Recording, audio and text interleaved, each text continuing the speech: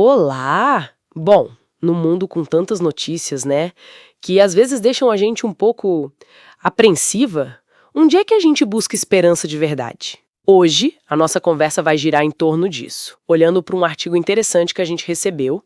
Deus é nosso refúgio, esperança real em tempos de crise. Isso mesmo. Esse material ele usa como base o Salmo 46 da Bíblia, sabe? Para defender a ideia de que existe sim uma fonte de paz, de segurança, que é estável. Mesmo com toda a turbulência que a gente vive, seja, sei lá, crise pessoal, até global. A ideia é a gente olhar para essa perspectiva. Legal! Então vamos analisar um pouco melhor os argumentos principais desse artigo. Como é que ele constrói essa visão de refúgio, de força no meio das dificuldades? Como ele articula essa esperança? Olha, o ponto de partida é aquela afirmação bem conhecida do Salmo 46, né? Deus é o nosso refúgio e fortaleza, socorro bem presente na angústia. E o artigo ele bate muito nessa tecla. E isso não é apresentado como um desejo, tipo, quem dera, mas como um fato mesmo, uma promessa. Interessante isso, socorro bem presente. Mas o artigo leva em conta a dureza da realidade? Porque assim, o próprio Salmo não esconde nada, fala da terra se transtornando, montes caindo no mar.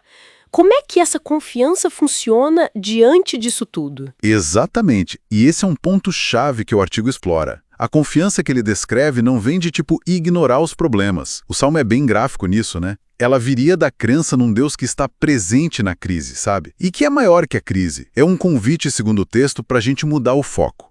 Olhar além do que está na nossa cara, das circunstâncias imediatas. Não é negação, entende? É reorientar a perspectiva. E o artigo desenvolve mais essa ideia. Sim, sim. Ele avança para outro verso que é fundamental ali no Salmo, o verso 10. Aquietai-vos e sabei que eu sou Deus. O artigo interpreta isso como um passo assim, ativo. É um chamado para a gente silenciar um pouco o barulho interno, sabe? O medo, a ansiedade, para conseguir ouvir e reconhecer que Deus está no controle, que Ele é soberano, e aí encontrar paz nisso.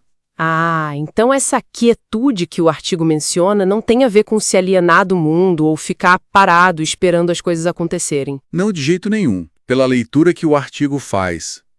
O que é fascinante, na verdade, é que essa quietude é apresentada como uma confiança ativa.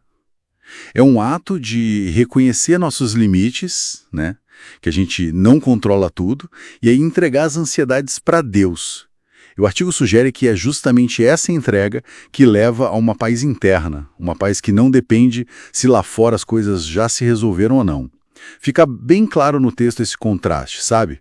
O caos do mundo de um lado e essa promessa divina de estabilidade, de restauração do outro. E essa confiança ativa, ela se manifesta de alguma forma concreta no dia a dia? Tem alguma ação, alguma postura que o artigo sugere? Tem sim. O artigo liga essa confiança com a ideia de perseverança. Ele até cita o exemplo, e o convite também, de Jesus lá em Lucas 9:23. Se alguém quer vir após mim, negue-se a si mesmo, tome cada dia a sua cruz e siga-me.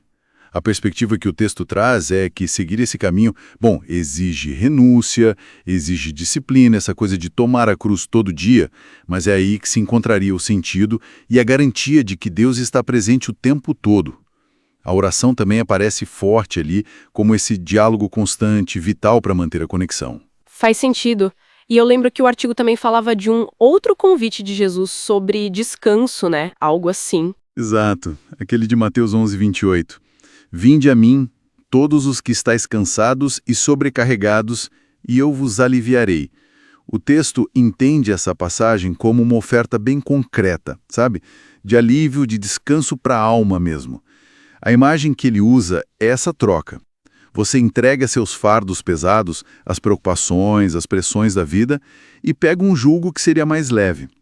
Esse jugo, na interpretação do artigo, parece ser um jeito de viver guiado pela confiança em Deus, alinhado com a vontade dele, e que apesar de ter suas exigências, paradoxalmente, traria esse descanso profundo que a gente tanto busca.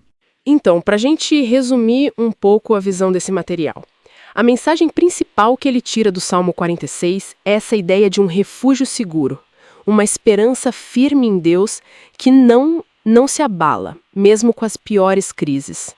Seria uma base para a gente viver com menos medo, né? Confiando na presença e nas promessas divinas. Precisamente. O artigo defende muito essa visão de uma fé que traz resiliência, que traz paz interior, e isso, claro, levanta uma reflexão interessante que o próprio texto não chega a aprofundar, mas fica para a gente pensar. Como é que essa busca por refúgio, por paz interior, que é tão forte no texto, como é que ela conversa ou se traduz na nossa resposta às crises coletivas, ao sofrimento que a gente viu por aí? Como essa força interna impacta a nossa ação no mundo, né? Fica a questão para a gente refletir.